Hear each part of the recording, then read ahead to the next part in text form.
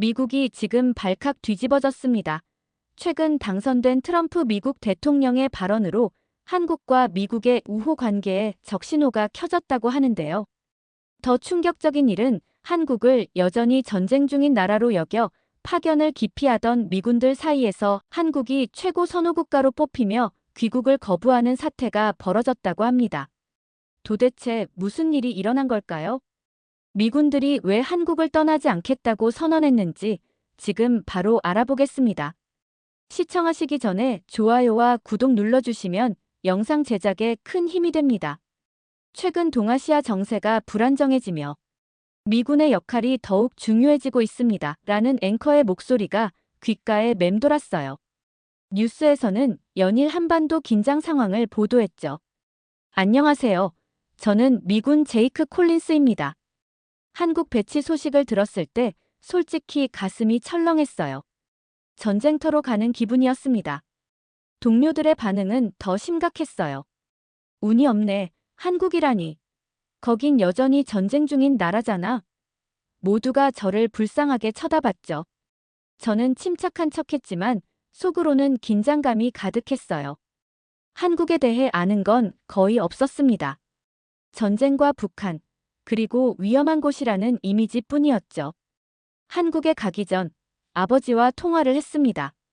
난 50년 전에 거기 있었지. 그땐 전쟁 중이라 힘들었지만 지금은 완전히 다른 나라일 거야. 아버지의 목소리에서 확신이 느껴졌습니다. 한국 사람들은 정이 많고 뭐든 최선을 다하는 사람들이야. 가서 직접 느껴보렴. 드디어 한국 땅을 밟는 순간 예상과 전혀 다른 광경이 펼쳐졌어요. 인천공항은 제가 본 어떤 공항보다 현대적이고 깨끗했습니다. 자동 체크인 키오스크, 로봇 안내원. 마치 영화 속 미래 도시에 온 것 같았죠. 창밖으로 보이는 서울의 야경은 그야말로 장관이었어요. 이게 정말 전쟁 중인 나라인가? 의문이 들었습니다. 첫날부터 작은 해프닝이 있었어요. 공항에서 캐리어를 잃어버렸거든요. 미국이었다면 도난 신고부터 했을 텐데 한국 공항 직원은 놀라운 속도로 해결해 주었습니다.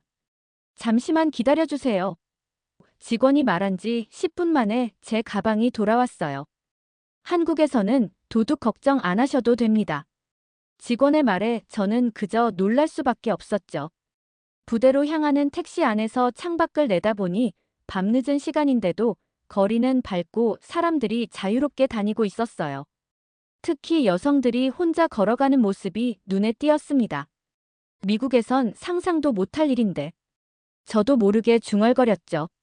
다음 날 아침, 부대로 향하기 전 근처 한 식당에 들어갔어요. 메뉴를 보는데 알아볼 수 없는 글자뿐이라 당황했습니다. 그때 옆 테이블에 있던 직장인처럼 보이는 분이 영어로 말을 걸었죠. 처음이세요? 불고기 정식이 맛있어요. 그 친절함에 감사하며 추천받은 음식을 주문했어요. 3분도 안 돼 테이블이 반찬으로 가득 찼어요. 더 놀라운 건 반찬이 계속 리필된다는 사실이었어요. 추가 요금 없나요? 제 질문에 식당 이모님은 웃으며 답했습니다. 여기선 다 무료예요. 많이 드세요. 정말 문화 충격이었죠. 부대에 도착하자 미군 선임인 피터 대위가 저를 반겨주었어요. 처음엔 다들 그래. 한국은 상상과 전혀 달라. 피터의 말처럼 제가 배웠던 한국과 실제 한국은 천지 차이였습니다. 전쟁터라 생각했던 곳이 알고 보니 첨단 기술과 안전, 그리고 정이 넘치는 곳이었죠. 저녁에 숙소로 돌아와 창밖을 바라보며 미국에 있는 가족에게 전화했어요. 여기 정말 상상 이상이야. 아버지 말씀이 맞았어. 한국에 대한 저의 첫인상은 완전히 뒤집어졌습니다. 전쟁터인 줄 알았던 곳이 알고 보니 현대적이고 안전한 마치 천국 같은 곳이었죠. 그리고 이건 한국에서의 제 여정의 시작에 불과했습니다. 이 나라가 앞으로 제게 어떤 놀라움을 더 선사할지 그때는 상상조차 못했어요. 처음 부대 생활을 시작했을 때만 해도 모든 것이 낯설고 빨랐습니다. 한국의 속도에 저는 정말 적응하기 힘들었어요. 빨리빨리라는 말은 한국에서 가장 먼저 배운 단어 중 하나였어요. 부대 숙소에 와이파이를 설치하는 과정은 제게 첫 번째 문화 충격이었습니다. 미국에서는 인터넷 설치를 예약하면 보통 일주일 정도 기다려야 해요. 그런데 한국에서는 당일에 바로 기사님이 오셨습니다. 인터넷 설치하러 왔습니다. 문을 열자 밝게 웃는 기사님이 계셨죠. 그리고 단 30분 만에 작업을 완료하셨어요. 테스트해보니 다운로드 속도가 무려 1gbps였습니다. 미국에서는 상상도 못할 속도였죠. 이게 정말 가능한 건가요? 제 질문에 기사님은 당연하다는 듯이 답했어요. 네, 표준 속도입니다. 더 빠른 속도도 가능하고요. 그 말에 그저 입이 떡 벌어졌습니다. 그리고 정말 혁명적이었던 건 배달 문화였습니다. 어느 날 밤, 배가 고파 지훈에게 물었죠. 이 시간에 뭐 먹을 수 있을까? 지훈은 웃으며 스마트폰을 꺼냈어요. 여기선 24시간 거의 모든 걸 배달시킬 수 있어. 그리고 30분도 안 돼 치킨, 피자, 심지어 커피까지 숙소에 도착했습니다. 미국에선 상상도 못할 일이었죠. 대중교통은 또 어떻고요? 지하철과 버스가 정확한 시간에 도착하고 출발했습니다. 한 번은 지훈과 서울 나들이를 갔는데 지하철이 2분 늦게 도착하자 사과 방송이 나왔어요. 지연된 점 죄송합니다. 저는 그저 웃을 수밖에 없었습니다.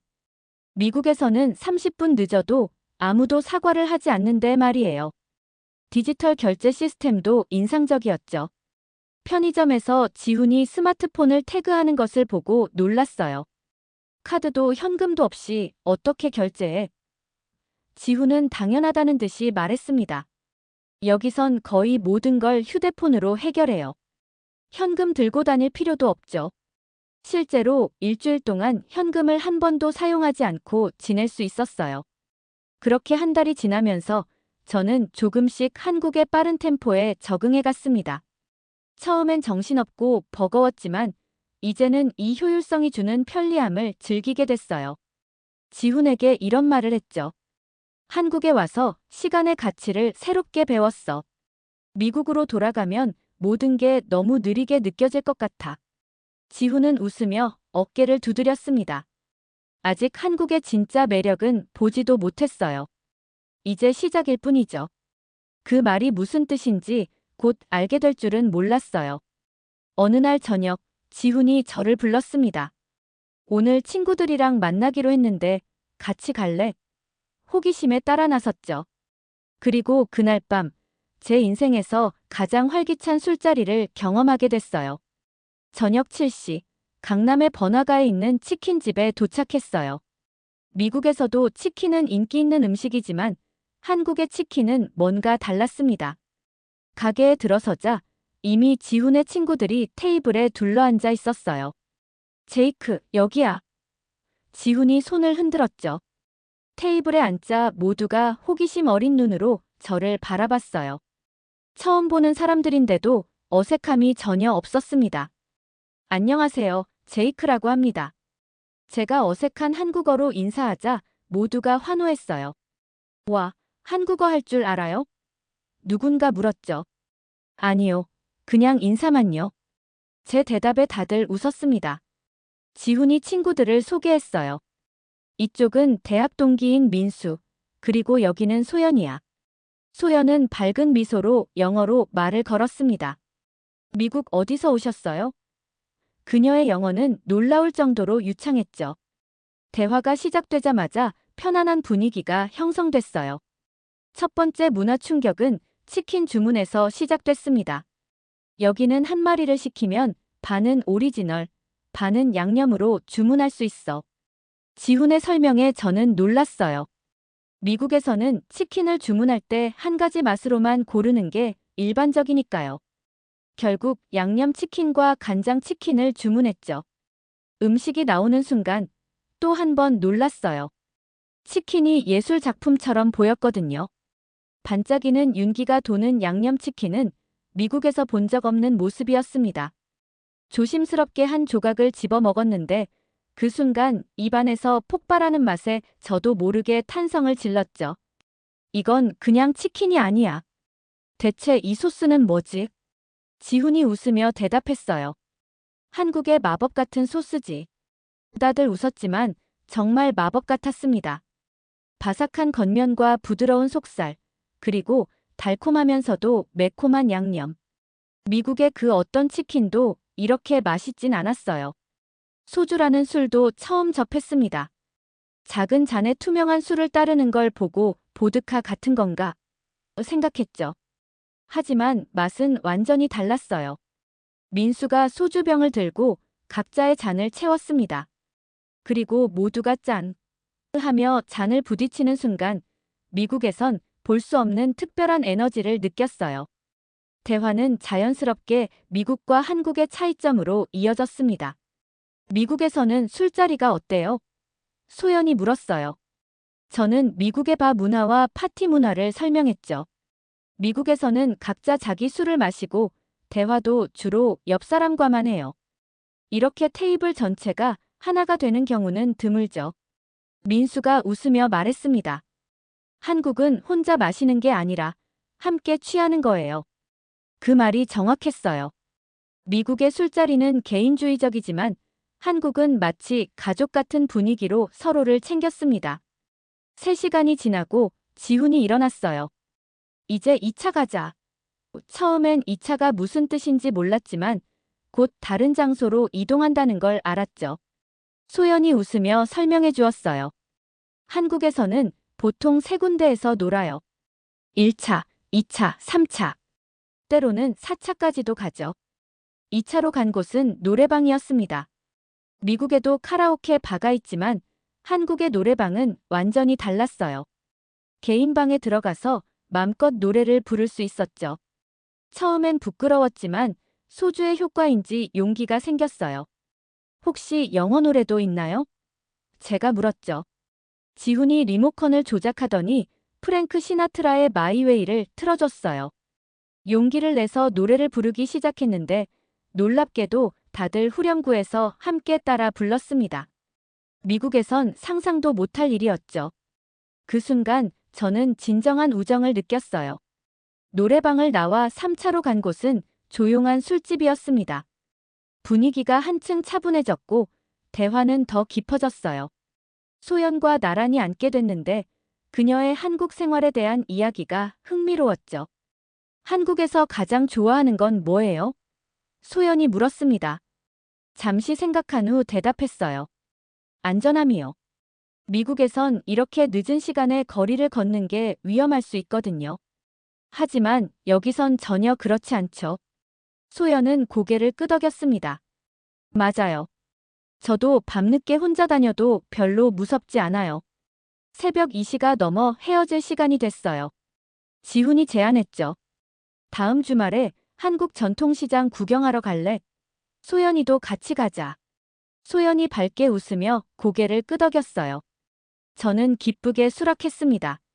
숙소로 돌아가는 길, 서울의 밤거리는 여전히 불빛으로 가득했어요. 늦은 시간인데도 젊은 여성들이 혼자 걸어가는 모습이 보였죠. 미국에선 상상도 못할 광경이었습니다. 한국의 안전이라는 문화적 특성에 다시 한번 감탄했어요. 숙소에 도착해 침대에 누웠지만 흥분된 마음에 쉽게 잠들 수 없었습니다.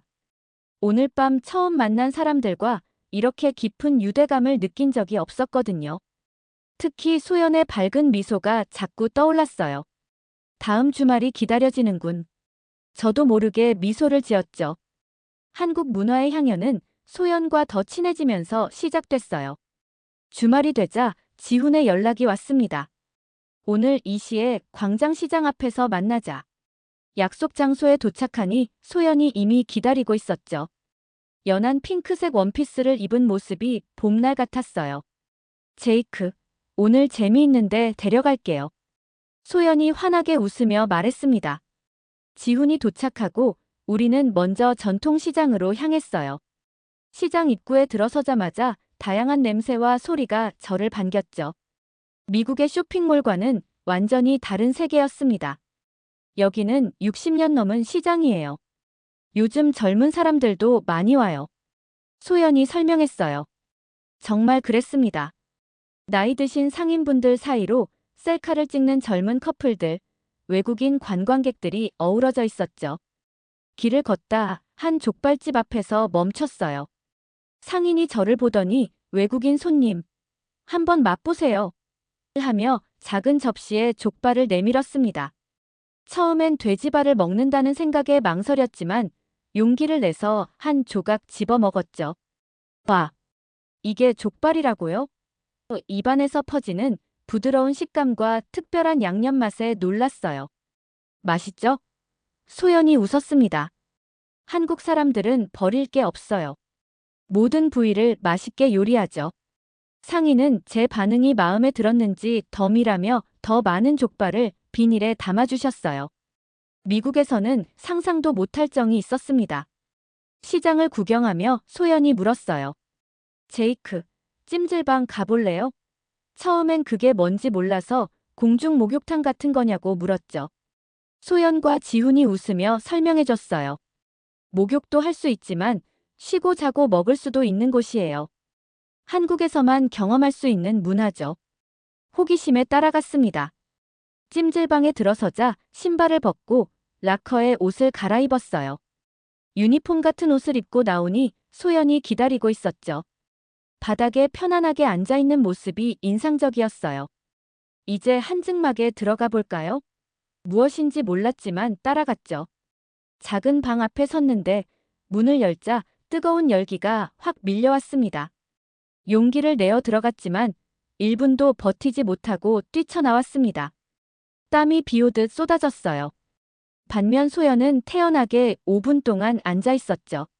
나중에 나온 소연은 얼굴이 빨갛게 상기되어 있었어요. 어때요? 개운하죠? 여기 시원한 식혜 마셔봐요. 단맛이 나는 독특한 음료였습니다. 이게 뭐예요? 제가 물었죠. 쌀로 만든 전통 음료예요. 소화도 잘 되고 더위를 식혀줘요. 소연의 설명에 한 모금 더 마셨어요. 땀을 쭉 빼고 마시는 식혜는 정말 꿀맛이었습니다. 지훈이 까준 구운 계란과 함께 먹으니 환상의 맛이었죠. 이후 우리는 찜질방 바닥에 누워 TV를 보며 쉬었어요. 주변을 둘러보니 가족들, 친구들, 연인들이 함께 시간을 보내고 있었습니다. 어떤 사람들은 바닥에서 잠을 자고 있었죠. 미국에서는 이런 곳이 없어요. 이렇게 많은 사람들이 함께 쉬는 공간이라니. 한국은 공동체 문화가 강해요. 혼자보다는 함께 하는 걸 중요하게 생각하죠. 소연의 말에 고개를 끄덕였습니다. 미국의 개인주의와는 확실히 다른 점이었어요. 찜질방을 나와 우리는 한강공원으로 향했습니다. 초여름에 따뜻한 바람이 불어오는 강가에는 많은 사람들이 돗자리를 펴고 앉아 있었어요. 여기서 치맥 어때요? 지훈이 제안했죠. 제가 고개를 갸우뚱하자 소연이 웃으며 설명했습니다. 치킨과 맥주의 줄임말이에요. 한국 사람들이 가장 좋아하는 조합 중 하나죠. 주문한 지 30분 만에 치킨과 맥주가 도착했어요. 공원까지 배달이 된다는 사실에 놀랐습니다. 강가에 앉아 치맥을 즐기며 석양을 바라봤어요. 서울의 고층 빌딩들이 붉게 물드는 모습이 환상적이었죠. 한국에서는 매일 새로운 경험을 하는 것 같아요. 미국에서는 루틴이 정해져 있는데 여기서는 항상 새로운 것을 발견하게 돼요. 제 말에 소연이 웃었습니다. 아직 많이 남았어요. 다음에는 절에 가서 템플스테이도 해봐요. 밤이 깊어져 헤어질 시간이 됐어요. 지훈은 다른 약속이 있다며 먼저 떠났고 소연과 둘이 남았습니다. 지하철역으로 걸어가며 소연이 물었어요. 제이크, 한국 생활은 어때요? 적응하기 힘들진 않아요? 잠시 생각한 후 대답했죠. 처음엔 모든 게 낯설었어요. 하지만 이제는 오히려 미국으로 돌아가면 그곳이 더 낯설 것 같아요. 소연이 미소 지었습니다. 한국의 매력에 빠진 거네요. 지하철역 앞에서 소연과 헤어지며 다음 만남을 약속했어요. 다음 주에 부산 여행 어때요? 서울과는 또 다른 한국을 볼 수 있을 거예요. 소연의 제안을 기쁘게 수락했습니다. 숙소로 돌아오는 길에 오늘의 경험을 되새겨봤어요. 찜질방의 독특한 문화, 전통시장의 활기찬 분위기, 한강에서의 평화로운 시간. 이 모든 것이 제게는 새롭고 신선했습니다. 미국에서라면 결코 경험할 수 없는 일들이었죠. 위기는 제가 전혀 예상치 못한 순간에 찾아왔어요. 부대에서의 훈련이 점점 강도를 높여갈 무렵이었습니다. 가을이 깊어가면서 아침 저녁으로 기온이 뚝 떨어졌죠. 그날 아침 일어나자마자 몸이 무겁게 느껴졌어요. 목이 간질거리고 머리가 살짝 아팠지만 중요한 훈련이었기에 그냥 참고 나갔습니다. 하지만 시간이 갈수록 상태는 악화됐습니다. 오한이 들기 시작했고 머리는 더 심하게 아팠죠. 오후 체력 훈련 도중 갑자기 시야가 흐려지고 다리에 힘이 풀렸어요. 콜린스, 괜찮나? 옆에 있던 동료가 물었습니다. 대답하려 했지만 목소리가 나오지 않았어요. 그리고 그 순간 의식이 희미해지며 쓰러졌습니다. 눈을 떴을 때는 부대 의무실 침대에 누워 있었죠. 의무관이 체온계를 보며 고개를 저었어요. 39.5도. 꽤 심한 열이 있군요. 바로 그때 지훈과 소연이 의무실로 뛰어들어왔습니다. 걱정스러운 얼굴로 제 상태를 살폈죠. 의무관이 설명했어요. 심한 감기 같은데 탈수 증상도 보여요. 민간 병원에서 링거를 맞는 게 좋겠습니다. 두 사람의 도움으로 병원 응급실에 갔어요. 미국에서의 경험을 떠올리며 긴 대기 시간을 각오했는데 놀랍게도 접수 후 불과 5분 만에 의사가 저를 진찰했습니다. 몸살 감기입니다. 링거 맞으면 괜찮아질 거예요. 의사는 간단한 검진 후 미소를 지으며 말했죠. 간호사가 링거를 놓는 동안 소연은 제 옆에 앉아 손을 잡아주었어요. 걱정 마세요. 맞고 나면 몸이 완전히 괜찮아질 거예요. 그녀의 다정한 위로가 약보다 더 효과적이었습니다. 1시간쯤 지나자 정말 신기하게도 몸이 가벼워지는 느낌이 들었어요. 두통도 줄어들고 오한도 많이 사라졌습니다. 지훈이 따뜻한 차를 가져왔습니다. 생강차야. 감기에 좋아. 처음 마셔보는 맛이었지만 목을 타고 내려가는 따뜻함이 위로가 됐어요. 미국이었다면 혼자서 약을 사 먹고 끙끙 앓았을 상황인데 여기서는 두 친구가 곁을 지켜주고 있었습니다. 치료가 끝나고 약을 받아 나오는데 간호사가 꼼꼼하게 복용법을 설명해 주었어요. 마치 가족처럼 챙겨주는 모습이 인상적이었습니다.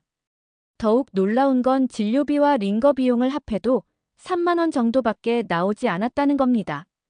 미국에서라면 상상도 못할 가격이었죠. 소연이 제안했어요. 우리 집에서 미역국 끓여줄게요. 어머니가 가르쳐 주신 비법이 있어요. 지훈도 고개를 끄덕였죠. 소연의 작은 아파트에 도착했을 때 이미 저녁이 되어 있었어요. 그녀의 집은 아담하지만 정갈하고 따뜻했습니다. 소연은 부엌에서 미역국을 끓이기 시작했죠. 그 정성스러운 모습을 보며 문득 생각했어요. 한국은 단순한 생활터전이 아니라 누군가 나를 챙겨주는 곳이구나. 미역국의 향기가 집안에 퍼졌어요. 소연이 그릇에 국을 담아 제게 건넸습니다. 조심하세요. 뜨거워요. 첫 숟갈을 입에 넣자 부드러운 미역의 식감이 혀끝에 감겼어요. 미국에서는 한 번도 맛보지 못한 독특한 바다의 향기가 코끝을 스쳤습니다. 국물은 맑으면서도 깊은 감칠맛이 있었어요. 소고기의 담백한 풍미와 미역의 자연스러운 짭조름함이 완벽하게 어우러져 있었습니다. 한 모금 마실 때마다 몸속으로 따스함이 퍼져나가는 것 같았어요. 특히 감동적인 건 소연이 말한 것처럼 이 음식이 아픈 사람을 위한 특별한 음식이라는 점이었습니다. 맛 자체도 훌륭했지만 그 안에 담긴 정성과 배려가 국물에 녹아있는 듯 했어요. 미국에서 캐내든 치킨 수프를 데워 먹는 것과는 완전히 다른 경험이었습니다. 매 숟가락마다 몸이 회복되는 느낌이 들었어요. 단순한 음식이 아니라 치유의 매개체 같았습니다. 이 소박하지만 정성 가득한 한 그릇의 미역국이 제가 한국에서 느낀 모든 따뜻함을 담고 있는 듯 했어요. 식사 후 소연이 약을 챙겨주었어요. 그녀의 세심함에 가슴이 따뜻해졌습니다. 창밖으로 눈이 내리고 있었습니다. 처음 보는 한국의 눈이네요. 아름다워요. 제 말에 소연이 미소 지었죠. 네, 첫눈은 특별하죠. 어릴 땐 첫눈 오는 날 소원을 빌면 이루어진다고 믿었어요. 그날 밤 소연의 아파트에서 창밖의 눈을 바라보며 생각했어요. 미국에서 이렇게 아팠다면 그저 고통스러운 기억으로만 남았을 텐데. 한국에서의 이 경험은 오히려 따뜻한 추억이 되고 있었습니다. 아침에 눈을 떴을 때 열은 거의 내려가 있었어요. 지훈이 아침에 찾아왔어요. 어때? 좀 나아졌어? 제가 고개를 끄덕이자 안도의 표정을 지었죠. 다행이다. 오늘은 푹 쉬어. 훈련은 내가 상관에게 말해놨어. 부대에 복귀한 지 일주일 후 중대장이 중요한 발표를 했습니다. 다음 달부터 한미연합훈련이 시작됩니다. 우리 부대는 한국군 특수부대와 합동작전을 수행할 예정이죠. 이 소식을 들은 미군들 사이에서 웅성거림이 일었어요. 옆에 있던 피터 대위가 귓속말로 말했습니다. 한국군과 함께 훈련하는 건 특별한 경험이 될 거야. 저는 호기심과 약간의 의구심을 가지고 물었죠. 한국군은 실력이 어떤가요? 피터는 의미심장한 미소를 지었어요. 훈련 일정표를 받아든 저는 한국군과의 협력에 대해 여전히 반신반의했습니다. 솔직히 말하면 미군이 한국군보다 훨씬 우수할 거라고 생각했어요. 이번 훈련은 어떤 식으로 진행되나요? 제가 자신만만한 표정으로 물었죠. 피터가 설명했습니다. 한국군과 팀을 이루어 다양한 시나리오에 대응하는 훈련이야. 산악행군, 전술 시뮬레이션, 생존 훈련까지. 꽤 강도 높은 프로그램이지. 그의 말투에서 뭔가 숨겨진 의미가 느껴졌어요. 드디어 훈련 첫날, 저는 한국군 대위 지용과 처음 만났습니다. 제이크 중위님, 만나서 반갑습니다. 이번 훈련에서 최선을 다하겠습니다. 그의 영어는 놀라울 정도로 유창했어요. 키가 크고 몸이 탄탄한 지용은 자신감이 넘쳐 보였습니다. 저도 당당하게 악수를 나눴죠. 첫 번째 훈련은 15km 완전 군장 산악 행군이었어요. 생각보다 훨씬 고된 코스였습니다. 출발 2시간 후, 제 숨은 이미 가빠지고 땀이 비오듯 쏟아졌죠. 하지만 지용은 전혀 지친 기색 없이 묵묵히 앞으로 나아갔습니다. 그의 체력에 놀라웠어요. 20kg 넘는 장비를 메고도 산을 오르는 모습이 마치 가벼운 산책을 하는 것 같았거든요. 행군 중간에 지용이 물었습니다. 미국에서도 이런 훈련 많이 하셨나요? 저는 솔직히 답했어요. 네, 하지만 이렇게 가파른 산은 처음이에요. 지용이 웃으며 말했죠. 한국은 국토의 70%가 산이에요. 우리는 이런 지형에 익숙하죠. 행군을 마치고 캠프로 돌아왔을 때 저는 완전히 지쳐 있었습니다. 피터에게 조용히 물었어요. 한국군은 모두 저렇게 강한가요? 피터는 웃으며 대답했죠. 대부분 그래. 한국 남자들은 의무 복무를 하면서 철저한 훈련을 받거든. 게다가 북한과 대치 중이니까 항상 최상의 상태를 유지해야 하고. 이틀째 되는 날 전술 훈련이 있었어요. 복잡한 도시 지형을 모방한 훈련장에서 적 침투에 대응하는 시나리오였습니다. 지용의 팀원들과 함께 움직이는데 그들의 빠른 판단력과 팀워크에 또 한 번 놀랐어요. 서로 말이 없어도 눈빛만으로 의사소통하는 듯 했죠. 갑자기 폭우가 쏟아지기 시작했습니다. 훈련 환경이 급격히 악화됐어요. 진흙탕으로 변한 지형에서 저는 미끄러져 발목을 접질렸습니다. 날카로운 통증에 신음하고 있을 때 지용이 빠르게 다가왔어요. 그는 즉시 응급처치를 시작했습니다. 지용의 손놀림은 숙련되고 정확했어요. 그는 배낭에서 의료키트를 꺼내 신속하게 제 발목을 감쌌습니다. 피터가 걱정스럽게 물었죠. 이대로 훈련을 계속해도 괜찮겠어? 저는 지용의 도움으로 일어서며 계속하겠다고 대답했어요. 미군으로서의 자존심이 있었거든요. 지용이 제 팔을 부축해주며 말했습니다. 무리하지 마시고 필요하면 언제든 말씀하세요. 그의 진심 어린 걱정에 감사함을 느꼈어요. 훈련이 계속될수록 저는 한국군의 진짜 면모를 보게 됐습니다. 그들은 단순히 체력이 좋은 것이 아니었어요. 극한 상황에서의 인내력, 문제 해결 능력, 그리고 무엇보다 강한 책임감과 팀워크가 인상적이었죠. 특히 지용의 리더십은 제게 많은 영감을 주었어요. 마지막 날, 우리는 팀별 경쟁 훈련을 했습니다. 지용과 제가 이끄는 혼합팀은 다른 팀들과 경쟁했어요. 그동안 쌓아온 호흡이 빛을 발했죠. 저는 미군의 전술을, 지용은 지형 활용 능력을 최대한 발휘했습니다. 결과는 우리 팀이 당당히 1등을 차지했어요. 시상식 후, 저는 지용에게 진심으로 감사 인사를 전했습니다. 덕분에 정말 많은 걸 배웠어요. 당신 같은 전우가 있어 정말 자랑스럽습니다. 지용도 미소 지으며 답했죠. 저도 많이 배웠습니다. 제이크 중위님의 유연한 사고방식이 인상적이었어요. 훈련이 끝나고 부대로 돌아오는 길, 제가 피터에게 물었습니다. 솔직히 말해서 한국군이 미군보다 강한 것 같은데요? 피터가 고개를 끄덕이며 대답했어요. 특히 체력과 정신력은 한국군이 최고지. 북한과 대치하는 상황에서 늘 최고의 상태를 유지해야 하니까. 이제야 깨달았어요. 한국은 우리의 도움이 필요한 약한 나라가 아니라 강력한 동맹국이라는 걸요. 피터가 제 어깨를 두드리며 미소 지었습니다. 그날 저녁, 저는 피터와 지용을 함께 저녁 식사에 초대했어요. 삼겹살집에서 우리는 훈련 이야기를 나누며 웃었습니다. 고기를 구우며 지용이 한국에 대한 인상이 어떻게 바뀌었는지 물었죠. 처음엔 한국을 그저 미국의 보호가 필요한 나라라고 생각했어요. 하지만 이제는 알아요. 한국은 독립적이고 강한 나라라는 걸. 그리고 우리는 서로를 필요로 하는 동맹이죠. 지용의 눈빛이 따뜻해졌습니다. 피터가 소주잔을 들었어요. 한미 동맹을 위하여. 우리 셋은 잔을 부딪히며 깊은 우정을 확인했죠. 그 순간 저는 미군으로서의 자부심과 함께 한국에 대한 새로운 존경심을 느꼈어요. 식사를 마치고 돌아오는 길에 피터에게 작은 목소리로 말했습니다. 이제 진짜 한국을 보기 시작한 것 같아요.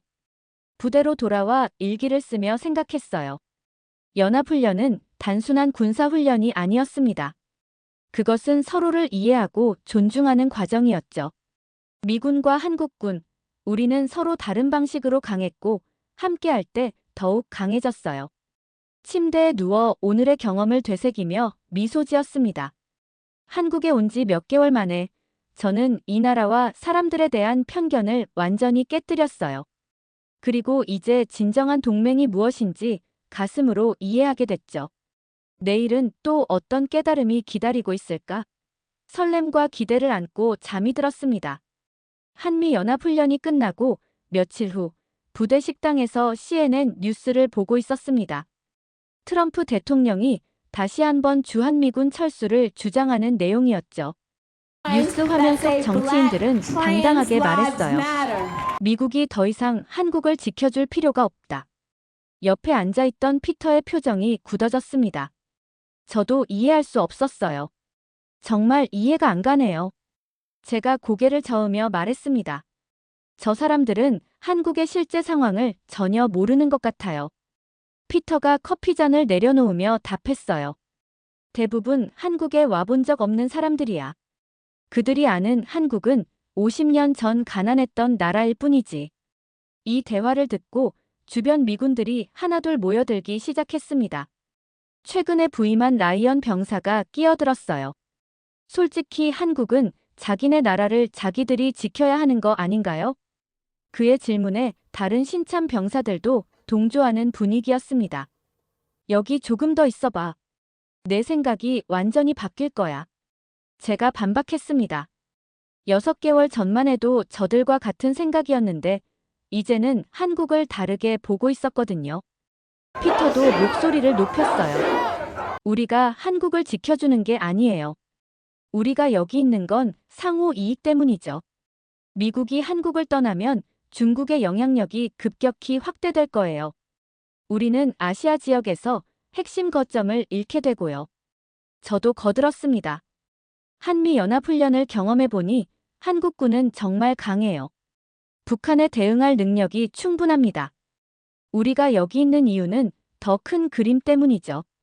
피터가 고개를 끄덕였어요. 한국은 단순한 북한 대응 기지가 아니에요. 중국 견제의 최전선이죠.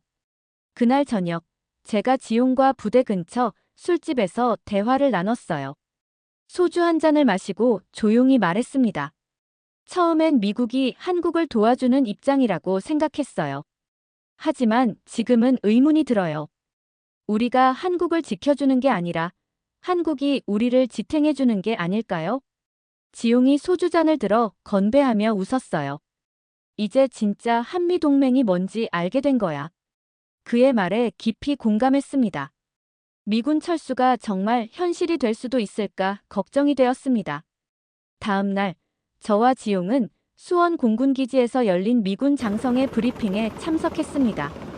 그곳에서 들은 말이 제 생각을 더욱 확고히 했어요. 주한미군의 역할은 북한 견제만이 아닙니다. 우리는 동북아시아의 안전과 미국의 영향력 유지를 위해 여기 있습니다. 한국은 아시아 전략의 핵심 축입니다. 브리핑 후 저는 조용히 말했어요. 이제 큰 그림이 보이네요. 우리는 여기서 전략적으로 중요한 역할을 하고 있어요. 한국은 우리를 위해 엄청난 비용을 지불하고 있죠. 방위비 분담금뿐만 아니라 부대 시설과 훈련장 제공까지. 그날 이후 저는 한국에 대한 시각이 완전히 바뀌었어요. 단순한 임무 수행지가 아니라 제 삶의 일부가 되어가고 있었습니다. 주말마다 서울을 탐험하고 한국어 공부도 시작했어요. 부대 밖에서 만난 한국인 친구들도 점점 늘어갔습니다. 한국에 온 지 6개월이 지난 어느 날, 저는 평택의 한 카페에서 지용과 만났어요. 비가 내리는 창밖을 바라보며 깊은 생각에 잠겼습니다. 아이스 아메리카노 하나 주세요. 제가 서툴지만 또렷한 한국어로 주문했죠. 지용이 놀란 표정으로 물었어요. 한국어 공부하고 있었네. 제가 미소 지으며 답했습니다. 네, 2달 전부터요. 한국에 더 오래 있고 싶어서요. 지용이 의아한 표정을 지었어요. 저는 잠시 생각에 잠긴 후 조용히 말했습니다. 저녁 후에도 한국에 남을까 합니다. 처음엔 위험하고 불편한 곳이라 생각했는데 지금은 떠나기 싫을 만큼 애착이 생겼어요. 미국보다 더 안전하고 편리하고 코리안 드림을 꿈꾸게 된 것 같아요.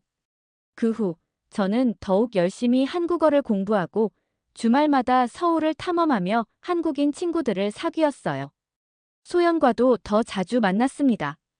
그녀는 제 한국어 선생님이 되어주었고 저는 그녀에게 영어를 가르쳐 주었죠. 소연과 함께한 시간들은 제게 특별했어요. 그녀와 한국의 사계절을 경험하며 저는 점점 이 나라에 뿌리를 내리고 있었습니다. 봄에는 벚꽃 축제, 여름에는 한강 피크닉, 가을에는 단풍 구경. 그리고 겨울, 우리는 남산에서 눈 내리는 서울을 바라보며 서로의 마음을 확인했어요. 한 달 후 결심한 표정으로 지용을 찾아갔습니다. 복무 기간이 끝나면 한국에 남기로 했습니다. 지용이 제 손을 잡아주며 말했어요. 축하해. 좋은 결정이야. 이곳에서 새 삶을 시작하는 게 두렵지만 기대가 더 커요. 미국에서는 느끼지 못했던 안정감과 기회가 여기 있는 것 같아요. 제 마음은 이미 결정되어 있었습니다. 물론 부모님은 처음엔 놀라셨지만 화상통화로 제가 한국에서 얼마나 행복한지 보시고는 이해해 주셨습니다. 저녁 준비를 시작하며 소연과 함께 서울에서 작은 아파트를 알아보기 시작했습니다. 용산구의 한 오피스텔을 계약했어요. 작지만 아늑한 공간이었죠. 국제학교에서 영어 교사 면접도 받고 결과는 성공적이었습니다. 해질녘, 저와 소연, 그리고 지용은 평택 언덕 위에서 도시의 불빛을 내려다보았어요. 제가 조용히 말했습니다. 이곳이 제 새로운 고향이 될 거예요. 소연이 제 손을 잡았고 지용은 어깨를 두드리며 미소 지었습니다. 환영해, 새로운 한국인. 그날 밤 숙소로 돌아와 창밖을 바라보며 생각했어요. 한국에 오기 전 저는 이곳을 위험한 전쟁 지역으로만 생각했습니다. 하지만 지금 한국은 제게 새로운 꿈과 가능성의 땅이 되었어요. 미국에서의 아메리칸 드림 대신 저는 이제 코리안 드림을 꿈꾸고 있었습니다. 저녁 일이 다가오자 부대에서는 작별 파티를 열어주었어요. 동료들은 놀라워했죠. 정말 한국에 남는 거야? 제가 확신에 찬 목소리로 답했습니다.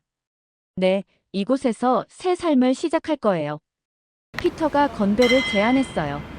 제이크의 새로운 시작을 위하여. 모두가 잔을 들었고 저는 감사함을 느꼈습니다. 이들과의 시간이 제 인생을 바꾸어 놓았으니까요. 마지막 날 군복을 벗고 민간인 옷으로 갈아입었어요. 부대 정문을 나서는 순간 이상한 감정이 밀려왔습니다. 미군으로서의 정체성을 내려놓고 한국에서 새 삶을 시작하는 거였죠. 불안함도 있었지만 설렘이 더 컸어요.